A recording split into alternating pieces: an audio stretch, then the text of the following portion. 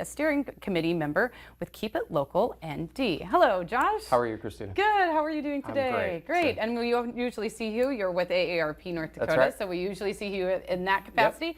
But today we're seeing you a little bit different. Yeah. Steering committee. So AARP is a member of the Keep It Local Coalition, and AARP is on the steering committee, and we have some big concerns about Measure 4 on the upcoming November election ballot. Okay. So what would you like our viewers to know about Measure 4? Yeah, I think Measure 4 really is going to create a huge budget gap for the state of North Dakota, $3.15 billion, specifically as it relates to older adults. And the reason AARP has become a member of the Keep It Local Coalition and jumped on the steering committee is it really is going to impact those services that people rely on to stay safe and independent in their home. Transit services, meal services, home health care services, to the tune of millions of dollars that there's no plan to replace. There's no real way that local governments are going to be able to find ways to meet those needs as those expenses grow.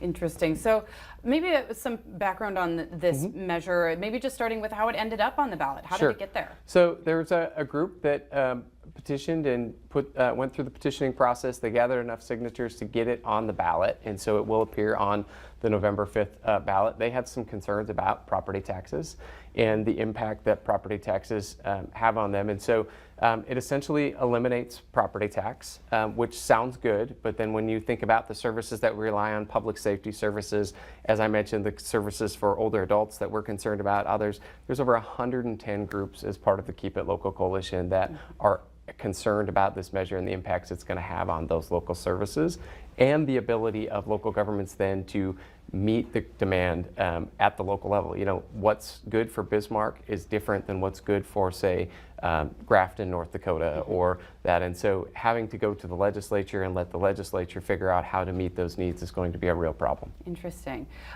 So what is, there's got to be another way to go about this. Do you have any information on how, you know, if folks are concerned about this, is there another way for them to address this issue? Yeah, so for older adults specifically, AARP's fought for a number of legislative sessions to expand the homestead property tax credit. And so in North Dakota today, if you're over age 65, you have an income below $70,000 that you can apply for and receive anywhere between $4,500 and $9,000 of relief going through your county auditor. There's a simple form. You can find more also on the State Tax Commissioner's website for that. So we fought to expand that. That was about $25,000 roughly just less than 6 years ago.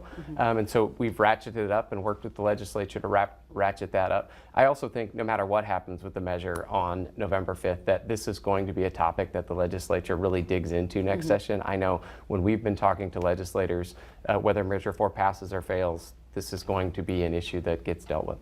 Very interesting. And so, you know, there are resources out there, like you said, that people can go to look for more information. But if people want to kind of study this measure, where would you point them to go get that information? Absolutely. So the coalition's website is keepitlocalnd.org, or you can always visit the North Dakota Secretary of State's website, vote.nd.gov. They have all of the ballot measures listed there with the ballot petition titles, et cetera, for you to look at. That's right. Absolutely. And if they have questions, I'm sure they can reach out to anyone at AARP, and they'll be AARP.org/ndvotes is the one-stop shop for all things elections. All right, great. Thank you so much for joining us today, Josh, and explaining that.